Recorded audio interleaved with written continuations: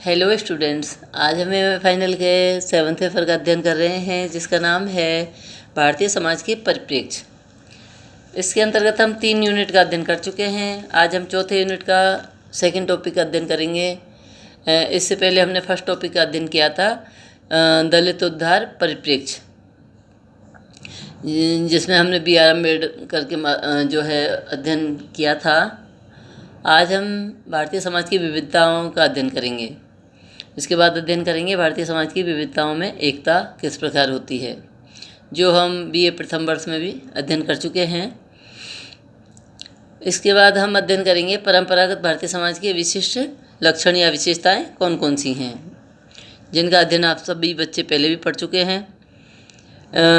जिनमें प्रथम विशेषता है प्राचीनता, यानी भारतीय समाज हमारा बहुत पुराना समाज रहा है, इसलिए इसकी पहली विशेषता है प्राचीनता। दूसरी विशेषता है स्थायित्व। इसका तात्पर्य है कि अत्यधिक प्राचीन होते हुए भी भारतीय सामाजिक संरचना आज भी जीवित है और निरंतर पल्लवित भी हो रही है, इसलिए इसको हम स्थायित्व कहेंगे। तीसरी विशेषता है सहिष्णुता। भारतीय सामाजिक संरचना में सहिष्णुता का गुण पाया जाता है, अर्थात यह सभी संस्कृतियों के गुणों को समय और आवश्यकता अनुसार आत्मसात करती रहती है। इसके बाद हम अध्ययन करेंगे अनुकूलन क्षमता या अनुकूलनशीलता का। समय, देश और परिस्थितियों के अनुसार बदलने की प्रक्रिया को अनुकूलनशीलता कहते हैं। किसी भी संस्कृति के दीर्घ जीवन के लिए ये बहुत ही आवश्यक होता है। इसके बाद आता है नेक्स्ट विशेषता सर्वांगीणता। व्यापक रूप से यदि हम अपनी सामाजिक संरचना का अवलोकन करें तो पाएंगे कि वह जीवन के किसी एक पहलू को लेकर नहीं चलती, वरन यह जीवन के सभी पक्षों से संबंधित होती है। भारतीय संस्कृति ये मानकर चलती है कि मानव का जीवन उद्देश्यपूर्ण है और उसका आशय ऐच्छिक लौकिक उन्नति करना है। इसके बाद नेक्स्ट विशेषता आती है ग्रहणशील प्रकृति। इसका तात्पर्य है कि ग्रहणशीलता भारतीय सामाजिक संरचना की एक महत्वपूर्ण विशेषता है। किसी भी भारतीय संस्कृति का जो दीर्घ जीवन है वो इस बात पर निर्भर करता है कि आकस्मिक रूप से अन्य संस्कृतियों के संपर्क में आने पर उनकी अच्छाइयों को ग्रहण कर सके। इसके बाद नेक्स्ट विशेषता आती है आशावादी प्रकृति। इसका तात्पर्य है कि भारतीय संस्कृति में जिन सिद्धांतों का समावेश है वे वैज्ञानिक भी हैं और आशा की भावनाओं से परिपूर्ण भी हैं। किसी भी समाज का अस्तित्व तब तक रह पाता है जब तक उसकी इकाइयाँ कर्तव्य करती रहें। इसके बाद नेक्स्ट विशेषता आती है धर्म की अवधारणा। भारतीय सामाजिक संरचना में धर्म शब्द केंद्रीय स्थान रखता है। यह एक विशिष्ट अर्थ वाला पद है।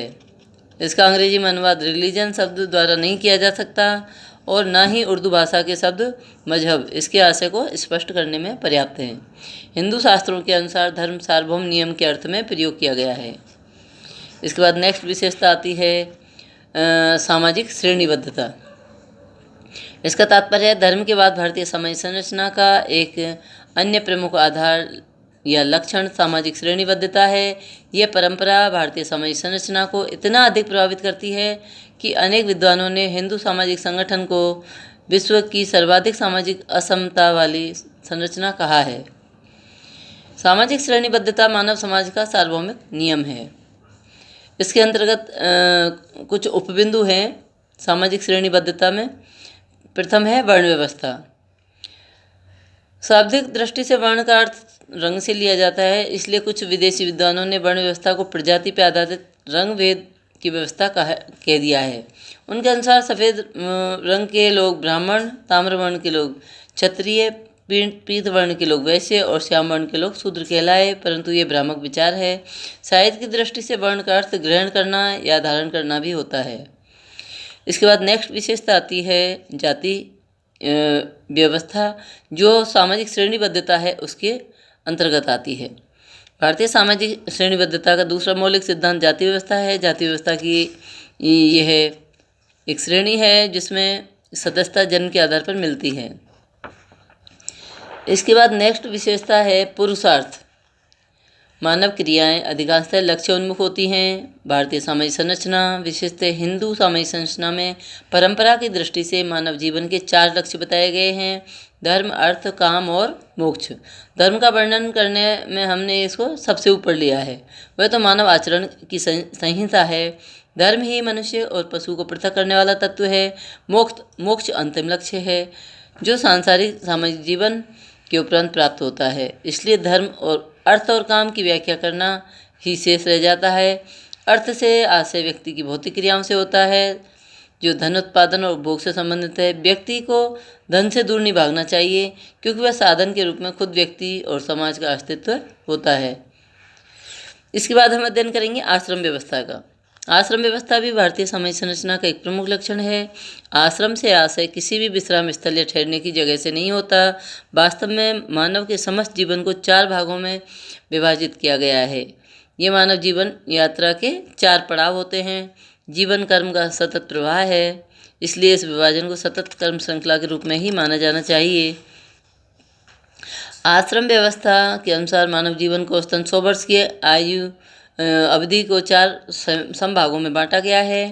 प्रथम ब्रह्मचर्य आश्रम, दूसरा है गृहस्थ आश्रम, तीसरा वानप्रस्थ और चौथा आश्रम है संन्यास। इसके बाद हम अध्ययन करेंगे भारतीय परंपरागत जो भारतीय समाज है उसकी नेक्स्ट विशेषता है कर्म एवं पुनर्जन्म। भारतीय समाज संरचना विशेषतः हिंदू समाज संरचना में कर्म पुनर्जन्म का भी प्रमुख स्थान रहता है। हिंदुओं में आत्मा को अमर मान लिया गया और यह विश्वास किया जाने लगा कि आत्मा शरीर को छोड़ने से पहले ही यह निश्चित कर लेती है कि उसे किस जीव में प्रवेश करना है। यह प्रवेश व्यक्ति के पूर्व जन्म के कर्मों के अनुरूप निर्धारित होता है। कर्म के सिद्धांत के अनुसार कर्मों का फल हर व्यक्ति को अवश्य भोगना पड़ता है। हिंदू धर्म के अनुसार मनुष्य अपने कर्मों का फल भोगता हुआ असंख्य योनियों से गुजरता है और कर्मों के अनुसार शरीर प्राप्त करता है। इसके बाद हम अध्ययन करेंगे नेक्स्ट विशेषता का जो है संस्कार। भारतीय सामाजिक संरचना में संस्कार का महत्वपूर्ण स्थान है। वैदिक युग से ही संस्कारों को महत्वपूर्ण माना गया है और आर्यों की यह आस्था थी कि संस्कारों के उचित संपादन तथा व्यक्ति के बौद्धिक, मानसिक और वैदिक परिष्कार के लिए किए जाने वाले अनुष्ठान को ही संस्कार कहते हैं, जिससे वह समाज का पूर्ण विकसित सदस्य बन सके। संस्कार वैचारिक दृष्टि से पूर्ण वैज्ञानिक है। इनके पीछे ऋषि मुनियों की अंतर्दृष्टि, बौद्धिक अनुभव निहित हैं। इसके बाद नेक्स्ट विशेषता आती है पितृसत्ता। भारतीय सामाजिक संरचना मुख्यतः पितृसत्तात्मक संरचना है। यद्यपि यह सही है कि अनेक जनजातियों या जातियों के जैसे केरल के नायर में मातृसत्तात्मक व्यवस्था पाई जाती है, फिर भी भारतीय सामाजिक संरचना के प्रवर्तक आर्य प्रमुखतः पितृसत्तात्मक थे। यही मुख्य नियम जो है मुख्य रूप से आज भी भारतीय सामाजिक संरचना को प्रभावित करता है। पितृसत्ता का अर्थ होता है परिवार में पिता की सत्ता होती है। संपत्ति भी पिता से पुत्र को प्राप्त होता है। नाम यानी गोत्र भी पिता से पुत्र को प्राप्त होता है। इसके बाद हम अध्ययन करेंगे लिंग विभेदीकरण का, जो भारतीय समाज की प्रमुख विशेषता है। भारतीय सामाजिक संरचना का परंपरागत आधार लिंगों के बीच विभेदीकरण भी है। फिर भी यह मानव समाज की सार्वभौमिक और शाश्वत प्रक्रिया दिखाई देती है। फिर भी जो है भारतीय समाज में स्त्री और पुरुषों के बीच सामाजिक परिस्थिति और कार्यों का विभाजन अत्यधिक सुस्पष्ट और शास्त्रगत होता है। इसके बाद जो है नेक्स्ट विशेषता आती है ग्राम प्रधानता। इसके अंतर्गत जो है भारतीय सामाजिक संरचना की एक प्रमुख परंपरागत आधार ग्राम प्रधानता रही है। भारतीय सामाजिक संरचना प्रमुखतः ग्रामीण संगठन पर आधारित रही है। ग्रामीण समुदाय का आधार कृषि रहा है और जीवन के अनेक तीज त्यौहार कृषि से ही संबंधित हैं। भूमि का महत्व भू स्वामित्व को अधिक प्रतिष्ठा का जो है सामाजिक आधार बनाता है। इसके बाद नेक्स्ट विशेषता आती है पौराणिक गाथा एवं प्रतीक। भारतीय सामाजिक संरचना के परंपरागत आधारों में अंतिम आधार पौराणिक गाथाओं एवं प्रतीकों का है। रामायण और महाभारत वे महाकाव्य हैं जो अनेक पौराणिक गाथाओं के आदि स्रोत हैं। प्रत्येक त्यौहार, व्रत आदि के साथ लोक कथाएँ जुड़ी हुई हैं। गाँव में उनका प्रचार है। इसी भांति देवताओं में शिवलिंग, गणेश, शालिग्राम, नरसिंह अवतार, अनेक देवियों की मूर्तियाँ अखिल भारतीय स्तर पर पाई जाती हैं। जैसा हमने पहले कहा है कि किसी भी भारतीय संरचना में संपूर्ण परंपरागत आधारों, लक्षणों या विशेषताओं को कोई एक सूची कोई तैयार नहीं की जा सकती। भारतीय सामाजिक संरचना जैसे प्राचीन और विविधतापूर्ण संगठन के लिए तो ये बात अक्षर से सही है। फिर भी जो है इन 17 आधारों के संदर्भ में भारतीय सामाजिक संरचना का अध्ययन किया जा सकता है और इनकी प्रकृति को समझा जा सकता है। इसके बाद नेक्स्ट विशेषताएं आती हैं भारतीय सामाजिक संरचना की समकालीन लक्षण, जिनको हम कह सकते हैं वो है, प्रथम है लौकिकीकरण या धर्मनिरपेक्षीकरण। समकालीन भारतीय सामाजिक संरचना की प्रमुख विशेषता लौकिकीकरण है। भारतीय परंपरागत रूप से धर्म की प्रधानता वाला ये देश है। अंग्रेजी शासनकाल में पश्चिमीकरण और आधुनिकीकरण की प्रक्रियाओं के कारण सामाजिक कुरीतियों जैसे बाल विवाह, सती प्रथा, मानव बलि, कन्यावध, विधवा पुनर्विवाह का निषेध आदि को समाप्त करने के लिए धार्मिक मान्यताओं की प्रतिक्रिया के परिणाम स्वरूप एक विरोधी आंदोलन शुरू हुआ था। साथ ही राजनीतिक जागरूकता और विज्ञान के बढ़ते हुए महत्व के कारण भारत में लौकिकरण की शुरुआत हुई। इसके बाद नेक्स्ट विशेषता आती है आधुनिकीकरण। आधुनिकीकरण समकालीन भारतीय सामाजिक संरचना की दूसरी प्रमुख विशेषता है। भारत में आधुनिकीकरण की प्रक्रिया का प्रारंभ ब्रिटेन के साथ हमारे संपर्कों का परिणाम है। इसके बाद नेक्स्ट विशेषता आती है बढ़ती हुई सामाजिक गतिशीलता। बढ़ती हुई सामाजिक गतिशीलता समकालीन भारतीय सामाजिक संरचना की एक प्रमुख विशेषता है। एम.एन. श्रीनिवास ने बढ़ती हुई सामाजिक गतिशीलता के बारे में लिखा है कि ब्रिटिश पूर्व भारतीय समाज परंपरागत समाज कहा जाता है, जो स्वभाव में हमें स्थिर दिखाई देता है, परंतु यदि और गहराई से देखें या अध्ययन किया जाए तो इस बात के पर्याप्त जो है हमें सबूत मिल जाएंगे, प्रमाण मिल जाएंगे कि इस परंपरागत संरचना में भी जातियों के लिए स्थानीय सोपान क्रम में ऊपर या नीचे गतिशीलता करने के अवसर विद्यमान थे। इसके बाद नेक्स्ट विशेषता आती है समानता, भ्रातृत्व और स्वतंत्रता की।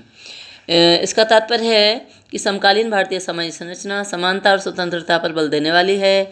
वस्तुतः समकालीन भारत की एक प्रमुख उपलब्धि लिखित संविधान की रही है। यह संविधान विश्व में सबसे बड़ा लिखित संविधान है, जो भारत में धर्मनिरपेक्ष, सामाजिक आर्थिक न्याय, भ्रातृत्व एवं समानता व प्रजातांत्रिक लोकतंत्र की स्थापना की घोषणा करता है। इसके बाद नेक्स्ट जो है समकालीन विशेषता है वो यह है कि उदीयमान वर्ग संरचना। इसका तात्पर्य है कि परंपरागत भारतीय समाज जाति पर आधारित ऊंच नीच वाला देश यानी समाज रहा है।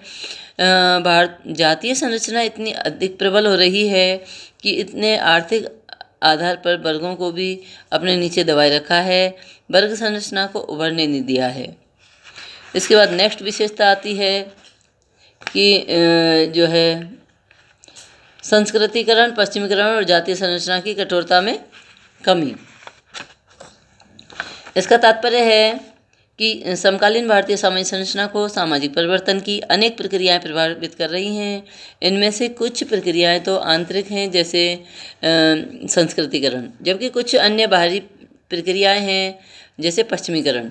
तो संस्कृतिकरण भारतीय समाज में परिवर्तन की एक प्रमुख आंतरिक क्रिया है और जिसके माध्यम से निम्न जातियाँ उच्च जातियों से शास्त्रीय संस्कार और कर्मकांड अपना के सामाजिक संस्तरण में उच्च स्थान का दावा करती हैं। इसके बाद नेक्स्ट विशेषता आती है एकाकी परिवारों की बढ़ती हुई संख्या की।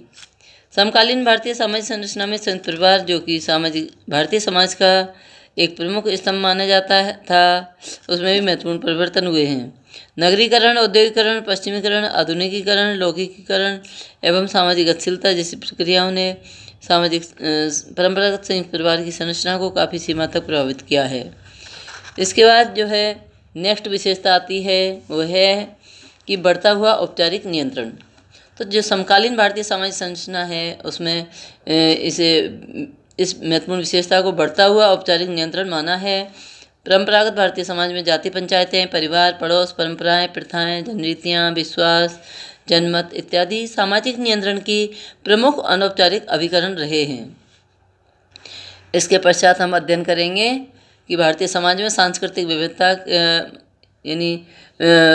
और भारतीय समाज की विविधताएं कौन कौन सी हैं और उनका जो है विविधताओं में एकता किस प्रकार से पाई जाती है।